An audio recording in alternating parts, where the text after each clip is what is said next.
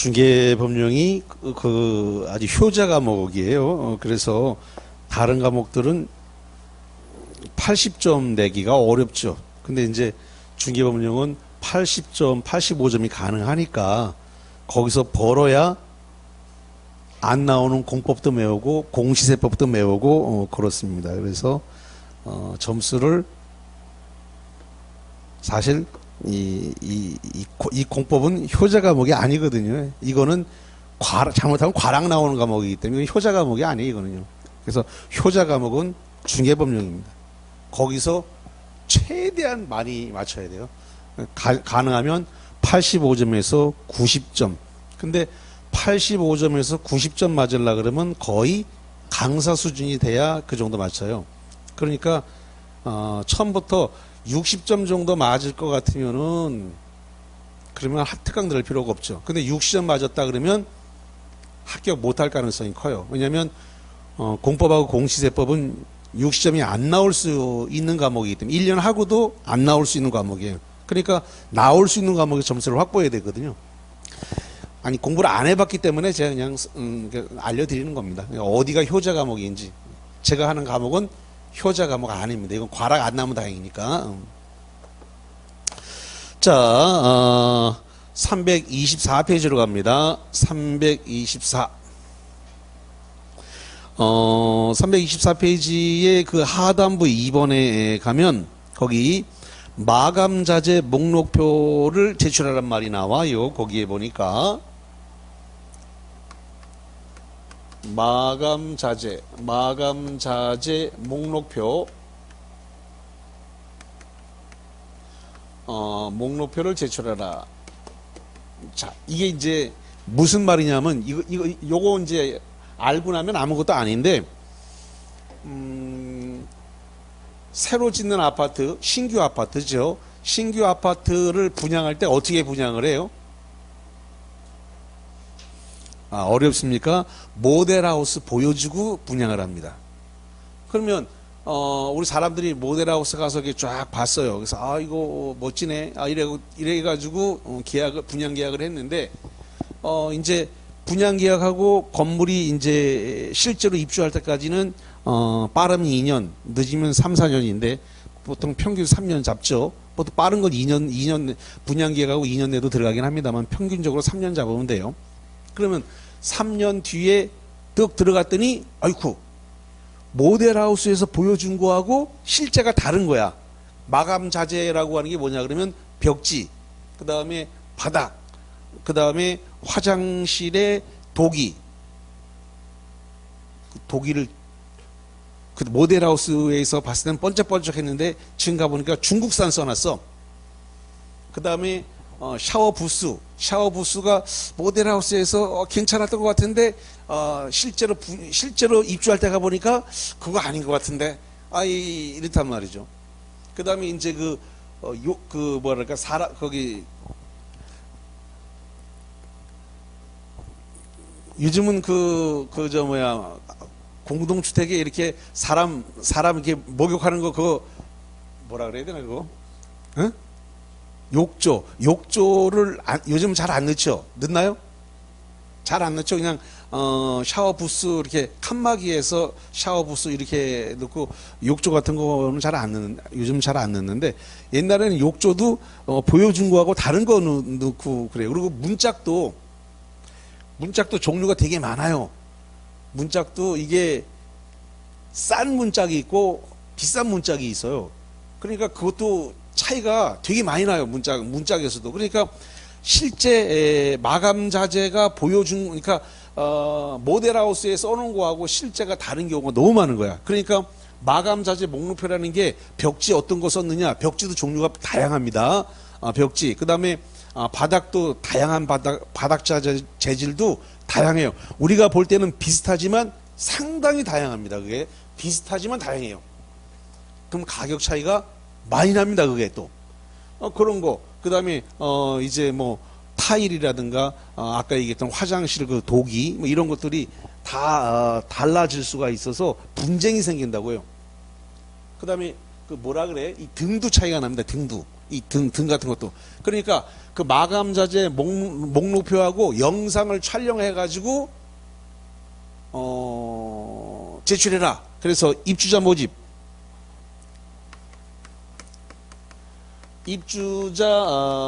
모집에 대해서 입주자 모집에 대해서 입주자 모집이 아니네. 뭐랄까, 입주 개시를 하기 위해서 이제 승인을 받아야 된단 말이죠. 자, 그래서 입주자 모집에 대해서 승인을 받고자 할 때, 이때 영상물을 갖다가 제작을 해가지고 제출을 해야 됩니다. 그래서 마감자재 목록표도 제출해야 되고 영상물도 제출해야 되는데, 그럼 승인을 받으면 요게 이제 사용 검사를 받았단 말이죠. 사용 검사를 받은 때로부터 2년 이상 보관하도록 돼. 2년 이상 그랬으니까 2년은 무조건 보관을 해야 된다. 이렇게 보시면 되겠습니다. 자, 그래서 거기 324페이지 하단부 2번입니다. 마감자재 목록표를 제출하라. 그래서 사업 주체는 시장군수구청장의 입주자 모집 승인을 받으려면 건설하는 견본주택, 그 견본주택이 모델하우스를 말하는 겁니다. 견본주택이 모델하우스예요. 견본주택, 모델하우스에 사용하는 마감자재 목록표와 견본주택의 각실이란 말은 방을 얘기합니다. 각실의 내부를 촬영한 영상물 등을 제작해서 입주자 모집 승인권자인 시장군수구청장이 제공했다. 오른쪽으로 가서 325페이지 첫 번째 박스 밑에 3번 그 목록표 등을 보관해라. 시장군수구청장은 마감자재 목록표와 영상물 등을 현관에 붙입니다. 사용검사, 요거죠.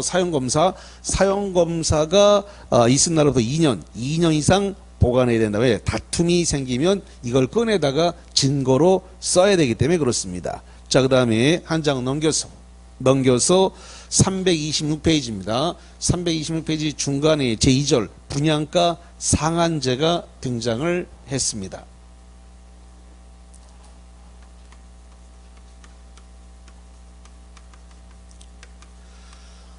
이 분양가 상한제는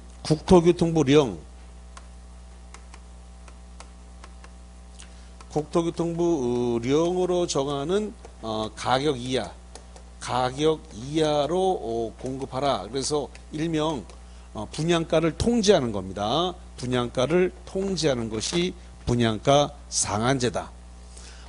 분양가 상한제는 어디서 적용할 거냐 그랬더니 공공택지입니다. 공공택지에서 건축하는 공동주택. 두 번째는 이 국토장이 이거 지정고시합니다. 지정공고하는 구역에서 분양가 상한제가 적용되는데 어떤 경우냐 그러면 공공택지 이외입니다. 자, 공공택지 이외의 택지를 뭐라 부를까요? 공공택지 이외의 택지는 민간택지예요. 공공택지 이외의 택지, 지금 민간택지에 대해서 뭐 투기가 성행한다거나 그럴 우려가 있다든가 특별한 사정이 있으면 지금 민간택지에도 분양가 상한제를 적용할 수가 있는데, 거기 326페이지 맨 밑에 박스입니다. 거기 박스에 보니까 2번에 공공택지 외의 택지라는 것은 일반 택지를 말하는 건 민간 택지를 말하는 거고요. 주택가격 상승 우려가 있어 국토장이 주거정책 심의를 거쳐서 지정하는 것이다. 이렇게 보면 되겠고, 오른쪽에 분양가 상한제 적용 제외를 동그라미 하고 그래서 거기 박스 안에 7개가 나왔는데 거기다 별별 2개 칩니다. 이게 시험 문제가 아주 많이 나왔어요. 여기가 1번에 도시형 생활주택. 자, 오늘 오전에 도시형 생활주택 종류 3가지를 말씀드렸죠. 어떻게 3가지 말씀드렸던가요? 아파트형 주택, 그 다음에 단지형 연립, 단지형 다세대, 그 3개를 뭐라 불렀다고요? 도시형 생활주택. 그 도시형 생활주택은 분양가 상한제를 적용한다 안 한다? 안 한다. 그럼 분양가 상한제를 적용 안 한다는 말은 사업 주체가 받고 싶은 금액만큼 받아도 된다는 거예요? 예, 원하는 만큼 받아도 되는 거예요. 왜? 분양가 상한제 적용 안 한다는 건 당신 마음대로 받으세요. 이렇게 되는 거예요. 두 번째, 경제자유구역. 경제자유구역에서 외자주시 촉진을 위해서 관련 있다고 인정하는 경우에 분양가 상한제를 적용하지 아니할 수 있고요. 그 다음에 세 번째, 관광특구. 관광특구에서 층수가 미줄입니다. 50층 이거나니까 오합니다. 둘 중에 하나입니다. 높이가 150m 이상인 경우 둘 중에 하나면 관광특구에서 분양가 상한제를 적용하지 않습니다. 그 150m를 잘 봐야 돼요. 시험 문제가 내면 200m라고 냅니다. 그러면 50층 이상이거나 200m 이상이면 이걸 뭐라 그래요? 초고층 건축물이죠. 근데 200m라고 안 돼 있고 여기는 뭐라고 돼 있어요? 150이라고 돼 있어요. 그래서 시험 문제 200m 그러면 건축법상 초고층 건축물이고 분양가 상한제가 적용 제외되는 건 200으로 안 돼 있고 얼마로 돼 있다? 150으로 돼 있으니까 주의하셔야 돼요. 자, 그 다음에 거기 4번에 거기 2번 동그라미 4번에 2번 동그라미 빈지 및 소규모 주택정비 따라 미주십니다. 소규모 주택정비 사업. 5번에 주거환경 개선 사업하고 공공재개발 사업. 그 다음에 6번에 혁신지구 재생 사업. 7번째 공공주택 복합사업의 건설공들주택. 요 7개는 분양가 상한제를 적용하지 않는다라는 건데 요게 올해 분양가 상한제 적용되지 않는 거 요게 올해 출제될 가능성이 매우 높으니까 좀 잘 좀 보셔야 될 사항입니다. 자, 그 다음에 거기 이 327페이지 쪽에 첫 번째 박스 밑에 보니까 분양가 상한제 적용 지역이 나왔는데 국토부장이 공공택지외, 자 공공택지 외의 택지를 뭐라고 나눴어요? 민간택지. 공공택지 외의 택지에서 분양가 상한제를 적용할 때 형합을 투기 과열지구. 투기 과열지구에서 그 박스 안에 해당하는 지역을 대상으로 한다. 1번 분양가 상한제 적용 중 소급해서 12개월간 아파트 분양가 격상에 해당 지역에 시도 소비자 물가 수준의 2배를 초과했다. 미술 12개월간 2배. 그 다음에 2번 분양가 상한제 적용 지역에 소급해서 3개월간 3동을 하신다. 3개월간 주택 매매 거래량 거 동그라미 전년 동기의 전 동그라미 20%의 2 동그라미. 자, 그럼 이거 합하면 뭐예요? 삼거전이라 그래. 뭐라 한다고요? 삼거전이 3개월간의 주택 매매 거래량이 전년 동기 대비 전이 20% 이상 증가를 했습니다. 자, 그 다음에 세 번째 분양가 상한제 직전으로부터 소급해서 주택 공급이 있었던 2개월 동안 2개월의 2 동그라미 밑에 월평균 청약 경쟁률이 5대1의 5 동그라미 그 밑에 국민주택 청약 경쟁이 10대1의 10 동그라미입니다. 그럼 이걸 합쳐서 2, 5, 10이라 그래요. 뭐라 한다고요? 2, 5, 10. 근데 문제는 요 2, 5, 10이 3번 나와요. 3번. 지금 여기는 어디죠? 분양가 상한제 지역인데 3번 그랬으니까 분양가 상한제 말고 또 어디서 나오면 조정 대상 지역하고 투기 과열 지역하고 또 나옵니다. 자, 그러면 바로 갈게요. 지금 헷갈릴까봐 바로 거기부터 갔다 올게요. 자, 333페이지 가봐. 333페이지 맨 꼭대기 제목이 뭐라 되어 있나요?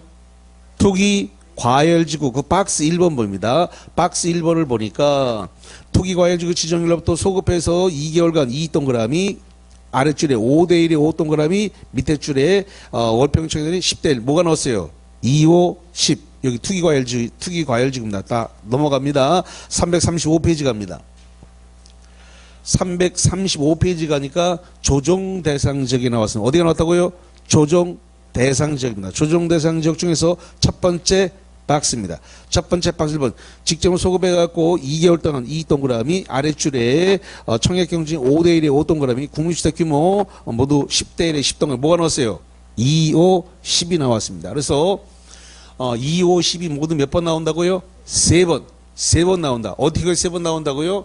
여기 분양가 상한제, 투기 과열지구, 조정 대상 지역 그 세 군데에서 2, 5, 10이 나온다라는 건데 문제는 공교롭게도 대상 지역이 셋 무슨 소리냐면 분양가 상한제 지정 대상도 3개, 투기과열지구 지정 대상도 3개, 분양가 상한제 지정 대상도 3개, 3개인데 그 중에 하나는 다 통일해놨다. 뭘로 통일해놨다? 2, 5, 10으로 통일했다. 3개 요건이, 지정 요건이 3개인데 공통적으로 다 한 개는 통일되어 놨다. 한 개는 뭐가 통일되어 있다? 2, 5, 10이 통일되어 있다. 그럼 시험 문제가 나왔을 때 이제 2, 5, 10이 통일됐다는 것만 알면 일단은 반은 맞춘 거야. 일단은 반은. 자, 그 다음에 이 분양가 상한제 계속하겠습니다. 이 분양가 상한제에 대해서 분양가 심사위원회.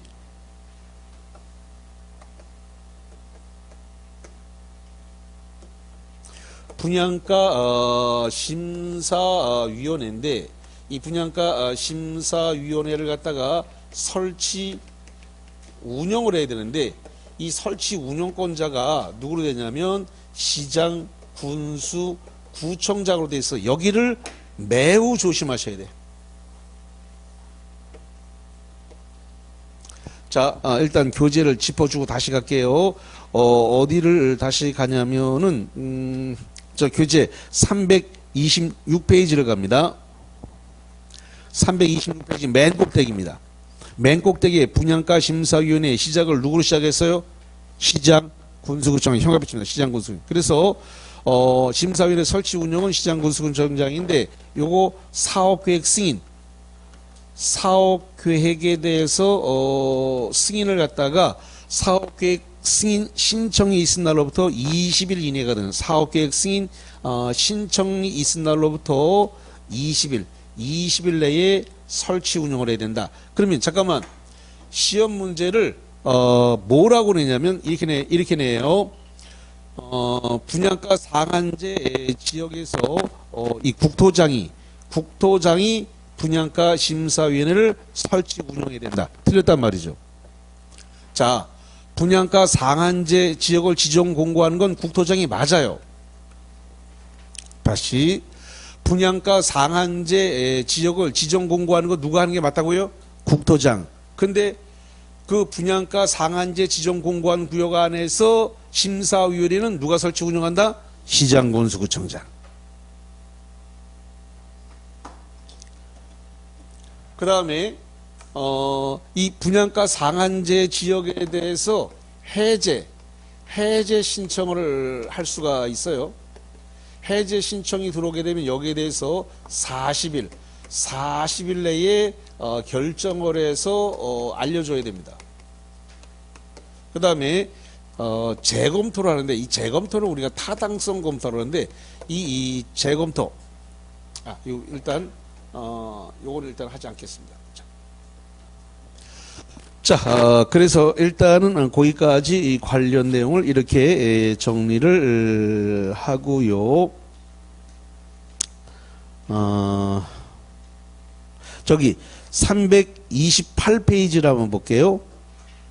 328페이지에 보면 중간에 양가로 이번에 보면 요청에 의한 해제란 말이 나와 있어요. 요청에 의한 해제. 그래서 시도지사, 시장군수구청장은 분양가 상한제 적용 지역에 지정 후 해당 지역의 주택가격이 안정되는 등 분양가 상한제 적용 지역으로 계속 지정할 필요가 없다고 인정하는 경우는 형합편 국토교통부 장관에게 지정 해제를 요청하고 요청받으면 밑에 줄을 40일 내에 해제 여부를 결정해야 된다. 며칠 내에 결정하라고요? 40일. 여기 써놨습니다. 해제 신청이 들어오면 40일 내에 결정을 해가지고 그 해제할지 말지를 알려줘야 된다. 이렇게 이해를 하시면 되겠습니다.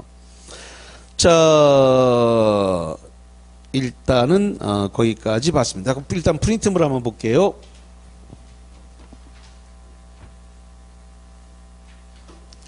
어디를 좀 보시냐면은 19번을 좀 보겠습니다. 19번입니다. 19번 공공택지 또는 공공택지 외의택지로서 도심 공공주택 복합지구 주거재생 혁신지구 국토정의 심을거 지정하는 지역에 대해서 사업 주체가 일반에게 공급하는 공동주택은 분양가격 이하로 공급해야 되는데 다만 어디는 예외가 있냐? 분양가 상한제 예외에 도는 뭐를 말한다? 도시형 생활주택은 예외죠. 어디가 예외라고요? 도시형 생활주택. 그 다음에 관광특구에서 건설을 공급되는 공동주택 층수가 몇 층 이상? 50층 이상이거나 높이가 몇 메타 이상? 150m 이상인 경우. 그 다음에 소규모 주택정비사업, 공공재개발사업에서 건설주택과 등에는 분양가 상한제가 적용되지 않는다. 좋습니다. 그 정도 보시고요. 자, 일단 거기까지 보겠습니다. 그 다음에 이제 333페이지입니다. 333페이지를 보니까 투기 과열지구가 등장을 했습니다.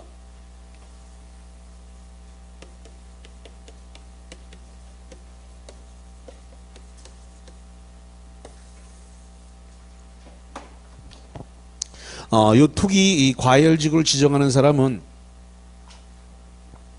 지정권자가 둘입니다. 그래서 국토장이 지정할 수도 있고 시도지사가 지정을 할 수도 있는데, 만약에 국토장이 지정하기 위해서는 국토장은 시도지사에게 의견을 물어봐야 됩니다. 의견 청취. 시도지사가 지정한다. 시도지사가 지정할 때는 투기과열지구를 지정할 때는 시도지사는 국토장한테 뭘 해야 되냐면 협의를 해야 됩니다. 그러면 투기과열지구는 왜 지정하느냐? 이거는 주택가격 상승률이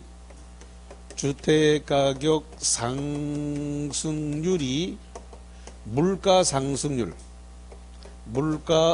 상승률보다 현저하게 높아요. 그냥 높은 게 아니라 현저히 높아요. 현저히 높아서 주택에 대해서 투기가 성행하거나 또는 그럴 우려가 있다 이거예요. 우려가 있을 때 투기 과열지구를 지정한다라는 겁니다. 그런데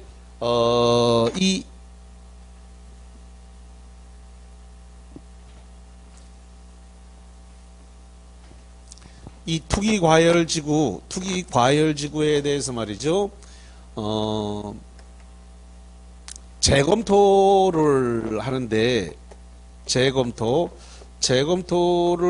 이것은 반기마다 하도록 되어 있습니다. 반기마다. 자, 반기면 어떻게 되나요? 반기면 6개월이죠. 반기마다 재검토를 하도록 되어 있다라는 겁니다. 반기마다 재검토를 하도록 되어 있고, 그 다음에 만약에 투기과열지구에 대해서 해제 신청이 들어왔다.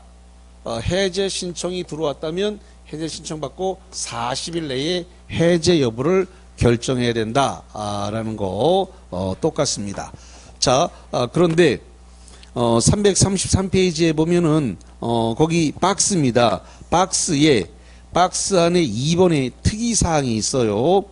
뭐라고 되냐면 주택 공급이 위축될 우려가 있다. 이 박스 2번의 1번 동그라미 주택과열지구의 직전으로부터 분양 실적이 전달보다 30% 이상 감소됐다는 겁니다. 자, 특이한 사항입니다. 이게 거기다 별표 치세요. 직전월의 주택 분양 실적이 전달보다 30% 이상 뭐가 있다고요? 감소. 근데 시험 문제는 이거를 30% 이상 증가했다고 냈습니다. 증가한 곳이라고. 무지무지하게 많이 틀렸습니다. 그래서 30% 이상 증가를 한 게 아니라 뭐 했다고요? 감소했어요. 감소. 예, 아주 이거 많이 틀리니까 주의해서 보셔야 됩니다. 예. 자, 그 다음에 어디를 좀 보시냐면은 저기 334페이지입니다. 334페이지 하단부 투기 과열지구의 재검토란 말이 나와 있는데, 국토장은 반기마다, 그 반기가 몇 개월로 돼 있어요? 6개월마다 주거적 심의회를 소집해서 투기 과열지구로 지정된 지역별로 해당 주택가격 안정 여건 변화 등을 고려해서 투기과열지구의 지정 여부를 재검토한다. 그래서 재검토가 지금 반기마다 6개월마다 하도록 되어 있다. 이렇게 보시면 되겠습니다. 자, 그 다음에 335페이지로 가니까 조정 대상 지역이란 말이 나왔습니다. 조정 대상 지역이다.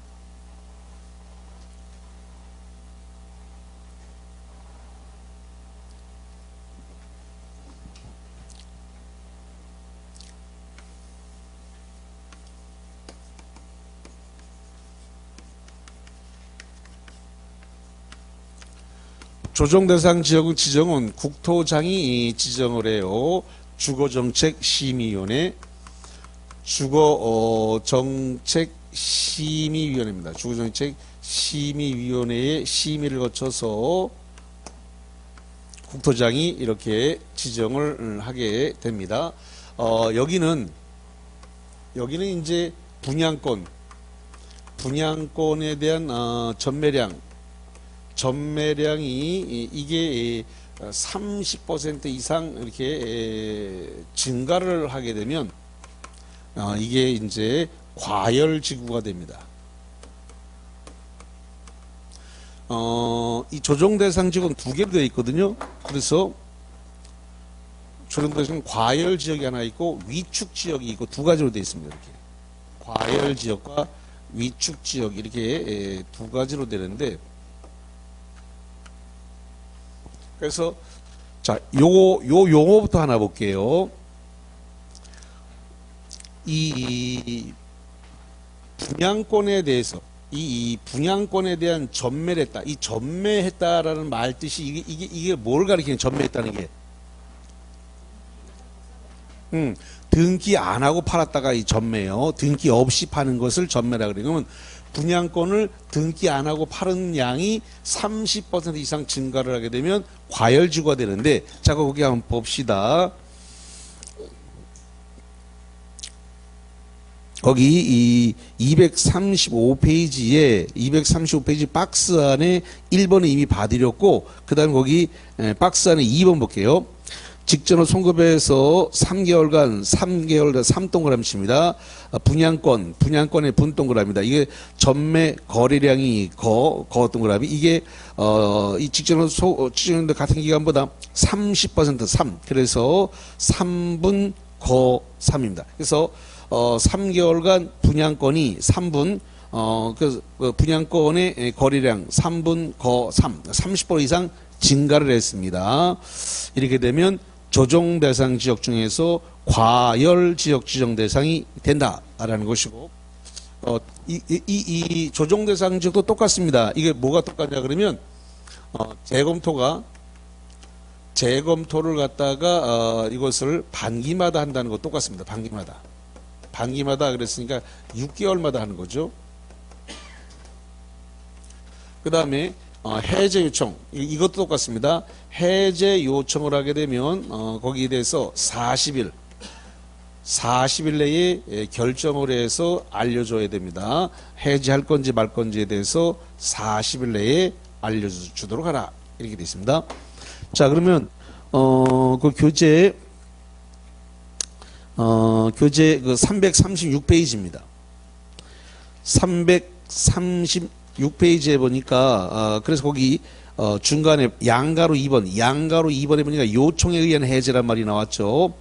조정대상지역으로 지정된 시도지사, 시장구청장은 조정대상 지역 지정 후 해당 지역의 주택가격이 안정되는 등 조정대상 지역으로 유지할 필요가 없다고 판단되면 국토장에게 해제를 요청할 수가 있다. 거기 안 써놨네. 요청하게 되면 거기 40일 내에 거기에 대해서 여부를 결정해서 알려줘야 되고요. 그 다음에 조정 대상 지역 재검토가 나왔는데, 거기 국토장은 몇 개월마다 뭐라고 되냐면 반기마다 보이시죠? 예. 반기마다 주거정책 심의를 거쳐서 해제 여부를 갖다가 재검토해야 된다, 이렇게 나와 있으니까 보시면 되겠습니다. 자, 그럼 프린트물을 좀 정리해 볼게요.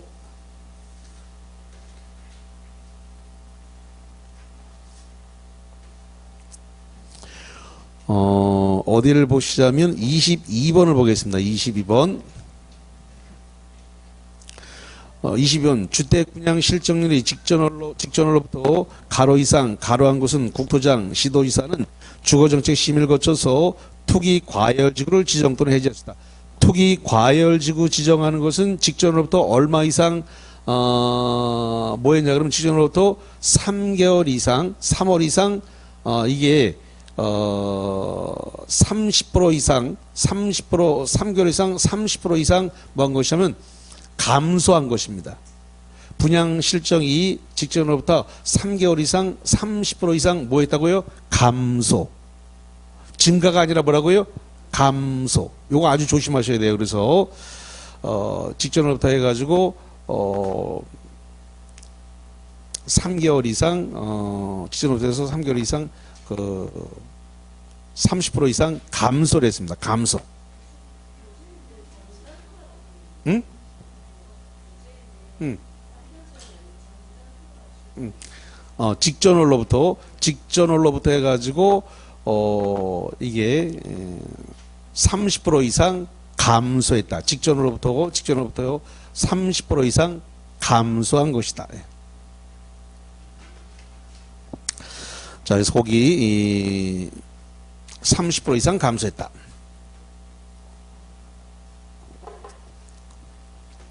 자, 그래서 거기까지 보셨고요. 이제 어디를 좀 보시냐면은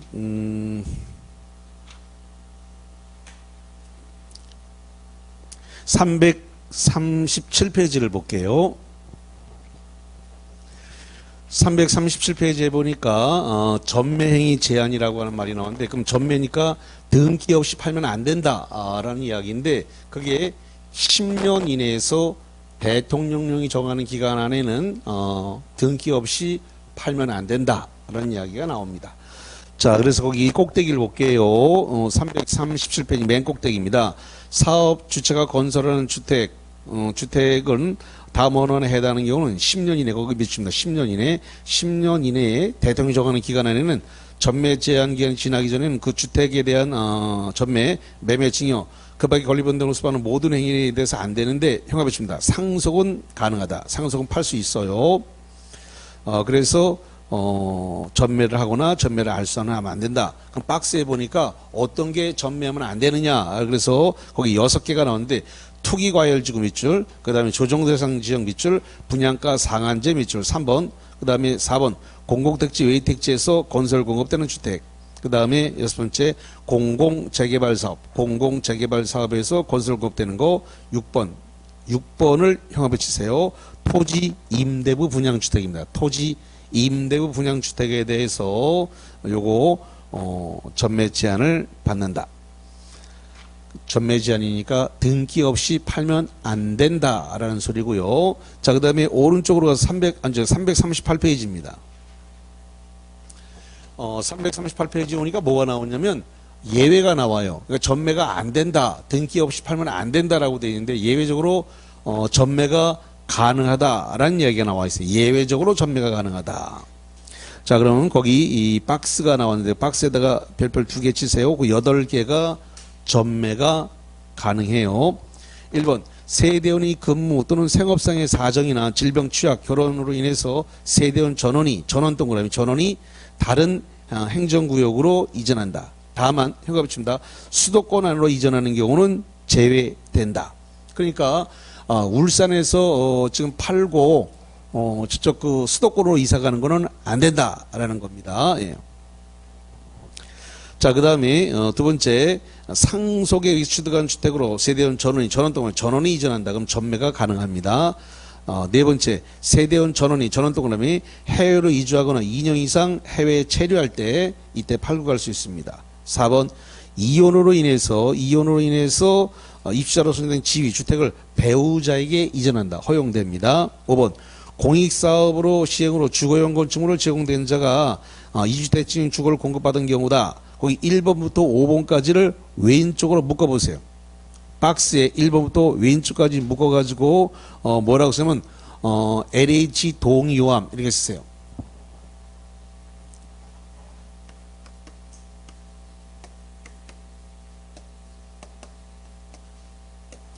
지금 그 박스는 전매할 수 있는 박스죠? 다시 한번, 거기 1번부터 8번까지가 전매할 수 있는 박스잖아요. 네. 그런데 1번부터 5번까지는 전매가 되긴 되는데 동의를 받은 경우만 전매가 된다. 그래서 누구한테 동의받아야 한다? LH, 한국토지대공사. 그럼 거기 박스로부터 4줄 올라갑니다. 4줄 올라가서 전매 대상 1호부터 5호. 방금 전에 1호부터 5호까지 밑줄 저기 왼쪽으로 묶었죠? 1호부터 5호의 주택을 공급받은 자는 생업상의 사정 등으로 전매가 불가피하다 인정된 경우 협업한 한국토지대공사 LH 동의를 받은 경우에만 전매를 하는 경우는 전매 제한을 적용하지 않는다. 적용하지 않으니까 전매할 수 있다. 1번부터 5번까지는 누구의 동의를 받아야 된다고요? LH 한국토지주택공사의 동의를 받으면 팔 수 있다. 6번 전매 제한 3호부터 5호까지 해당되는 주택의 소유자가 국가지자체로부터 금융기관으로부터 채무를 이행하지 못해서 경매, 공매가 시행됐다. 이럴 때 전매가 가능하고, 그 다음 7번 입주자로 선정된 지위, 주택의 일부를 배우자에게 증여했다. 요런 경우에 지금 자 7번의 케이스는 LH한테 동의 받아요, 안 받아요? 1번부터 5번까지만 받으라고 했잖아요. 1번부터 5번까지 받으니까 7번은 동의 안 받아도 되잖아요. 그래서 7번 입주자로 선정된 지위, 주택의 일부를 배우자에게 증여하는 것은 LH의 동의 없이 전매할 수 있다, 없다? 있다. 그 다음에 8번 실직, 파산 또는 신용불량으로 경제 여건이 발생했다. 이런 경우도 LH 동의 없이 할 수 있다. 이런 이야기가 되겠습니다. 자, 그러면 프린트물 하나를 봅시다.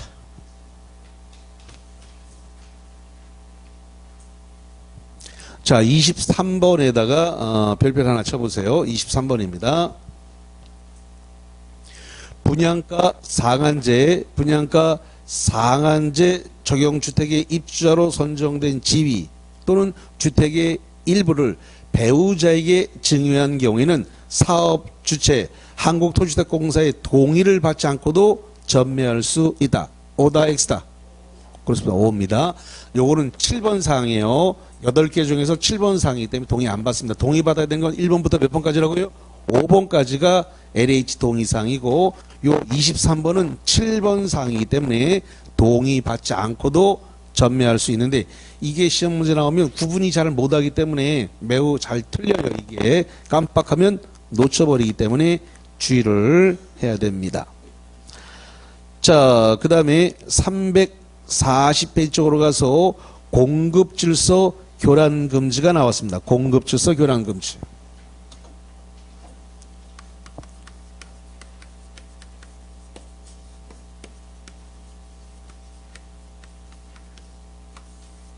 그럼 거기 박스 안에 들어있는 거를 갖다가 박스 안에 들어있는 거에 대해서 6개 행위를 하지 말라는 겁니다. 양도, 양수, 매매, 증여, 그 다음에 알선, 광고, 요 6개 행위를 금지한다는 겁니다. 그 6개 행위는 금지. 그런데 허용되는 게 2개가 있어요. 뭔 허용되냐 했더니 상속과 저당, 상속과 저당은 가능하다. 이렇게 되어 있습니다. 상속과 저당은 가능하다. 만약에 이 공급시설 교란금지를 위반했다. 위반을 하게 되면 그러면 3년 이하의 징역 3천만 원 이하의 형사처벌한다라는 규정이 있습니다. 앞에 나와 있는 사은 징역 3년 이하의 징역, 뒤에 나와 있는 건 3천만 원 이하의 벌금이고, 그 다음에 요 위반을 했을 때 그 공급받을 수 있는 지위, 공급받을 수 있는 지위입니다. 공급받을 수 있는 지위는 무효로 하고, 그 다음에 이미 체결된 계약, 체결된 계약은 취소하여야 한다. 자, 그래서 계약은 취소입니다. 계약은 취소.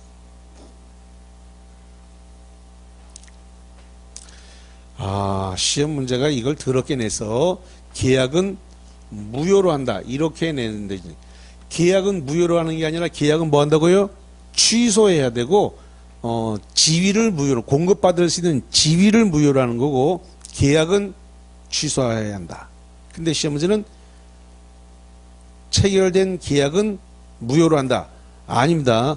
무효로 하는 게 아니라 취소해야 한다. 설마 무효하고 취소를 구분 못하는 건 아니겠지? 못할 수도 있겠다. 못할 수도 있네. 무효라고 하는 건 처음부터 효력이 없는 거고, 다시 한번, 무효는 뭐라고요?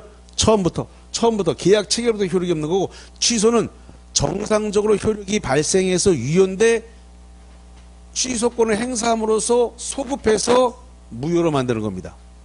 취소는 효력이 정상적으로 발생했고 유효인데 취소권을 행사함으로써 소급해서 처음부터 무효로 만드는 거예요. 그러니까 무효는 처음부터 효력이 없는 거고, 취소는 효력이 정상적으로 발생한 것을 취소권을 행사해서 효력을 없애버리는 거예요. 그러니까 이게 무효와 취소는 다릅니다. 민법이 어느 정도 받쳐줘야 이게 다 알아듣는데. 자, 그러면 프린트물을 봅시다. 프린트물 들어가기 전에 박스를 안 봤구나. 거기 340페이지에 여기 양도 양수 매매증의 알선 광고 6개 금지한다 그랬는데, 첫 번째 박스에 어떤 게 금지되느냐. 1번 주택조합에 따라 주택을 공급받을 수 있는지, 그럼 주택조합원으로서 주택을 공급받을 수 있는 지위, 이거 양도 양수 하지 말라는 거고, 그 다음에 밑줄 주택 상환사채, 박스 안에 2번 주택 상환사채를 팔고 사고 하지 말라, 양도 양수. 그 다음에 세 번째 입주자 저축증서, 요거 팔고 사고 하지 마라 라는 소리입니다. 양도 양수 하지 마라. 세 번째 시장군수구청이 발행한 무허가 확인서, 철거 예정증명서, 철거 확인서. 5번 이주대책 대상 확인서. 그럼 그 박스로부터 4줄 올라갑니다. 4줄 올라가면 양도 양수, 박스 위에 4줄 올라가서 양도 양수 매매증여 알선 광고를 금지한다. 근데 알선 광고 앞에 2개가 있네. 조그만 것이 상속과 저당은 제외한다. 그럼 여기 상속과 저당은 제외한다는 말은 금지에서 제외되는 거니까 허용된다, 이런 소리가 되겠습니다. 자, 그럼 프린트물을 한번 보시죠. 프린트물과 관련해 가지고 20번입니다. 20번.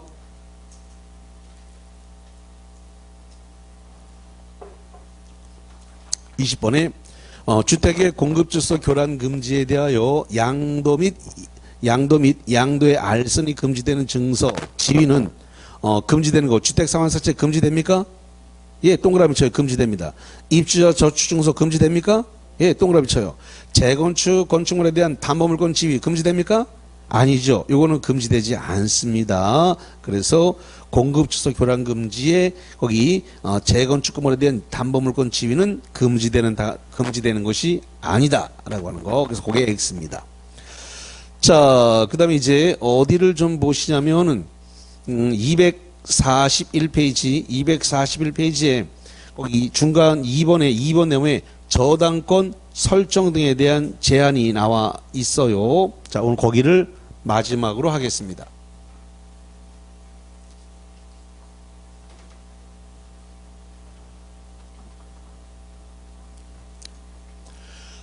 저당권 설정 등의 행위를 갖다가 금지한다. 그럼 이 행위 금지는 누구 보고 하지 말라고 하는 거냐면 사업 주체 보고 하지 말라는 겁니다. 사업 주체한테 하지 말라라는 이야기가 되겠고, 그러면 언제부터 하지 말라 그러냐면 입주자 모집 공고 승인 신청일, 입주자 모집 공고 승인 신청일로부터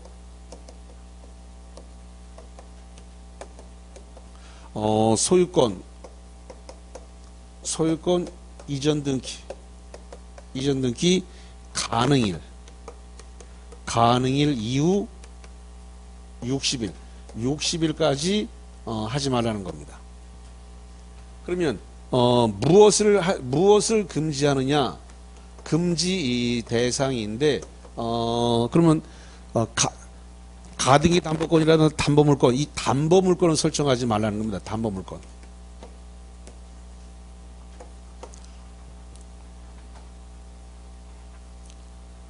그 다음에 두 번째로서는 용익물권, 지상권, 전세권, 등기되는 임차권. 그래서 용익물권이라든가 그 다음에 등기되는 임차권, 이런 거 설정하지 말라는 겁니다. 세 번째로서 이 상속이라든가 이런 뭐랄까 징여, 매매 징여 등의 방법으로 처분 같은 거 하지 마라라는 겁니다. 매매라든가 징여 등의 방법으로 처분하는 행위, 이런 거를 하지 말라는 겁니다. 지금 요 하지 말라는 건 누구 보고 하지 말라는 거예요? 사업 주체 보고 하지 말라는 겁니다. 사업 주체 보고 여기 저당권이라든가 저당권, 가등기 담보권, 이런 담보물권 같은 거 설정하지 말고 지상권, 전세권, 등기되는 임차권 설정하지 말고 매매 증여 등의 방법으로 처분하는 게 하지 말라. 근데 무한정으로 하지 말라는 게 아니라 언제부터 언제까지 하지 말라는 거예요? 입주자 모집공고 승인 시청일로부터 소유권 이전이 가능일 이후 60일까지 사업 주체요 이런 거 하지 마세요라는 겁니다. 만약에 이걸 갖다가 위반을 했다. 위반하게 되면 형사처벌하는데 형사처벌이 2학년 2반입니다. 2학년 2반이란 말은 뭐냐면 2년 이하의 징역 2천만 원 이하의 벌금이다. 그리고 이거 하지 말라라고 하는 것을 부기등기하라고 돼 있어요. 부기등기. 자, 그래서 지금 소유권에 관한 등기에다가 이런 거 설정하면 안 된다. 그래서 담보물권이라든가 용익물권이라든가 매매증여 등을 처분하면 안 된다라는 사실을 부기등기하라. 자, 그래서 이제 거기와 관련해 가지고 쭉 정리를 했습니다. 자, 그러면 그럼 프린트물을 좀 볼게요. 프린트물 18번을 볼게요. 18번입니다. 18번을 보니까 저당권 등의 설정 제한 기간은 네모칩니다. 저당권 등의 설정, 저당권 등 그랬으니까 저 담보물권, 용익물권, 매매증여 등으로 처분되는 거 등이라고 하는 말 안에 다 들어갑니다. 저당권 등의 설정 제한기는 입주자 모집공고 승인 시청일 후부터 소유권 이전등기 시청할 수 있는 날 이후 얼마까지다? 60일까지다. 근데 시험 문제는 60일을 빼고 자주 냈어요. 입주자 모집공고 승인 시청일로부터 소유권 이전 가능일까지다. 이렇게. 그럼 가능일까지 그래서 뭐가 빠졌어요? 60일. 그 60일을 자꾸 빼고 시험 문제를 냈기 때문에 여기서 60일을 자꾸 강조를 드리는 겁니다. 자, 오늘은 여기까지 하는 것으로 하고 이제 새봄 3월 달에 새봄에 만나는 걸로 하겠습니다. 3월 달부터는 이제 봄이라 그러죠, 이제. 좋습니다. 자, 수고하셨습니다.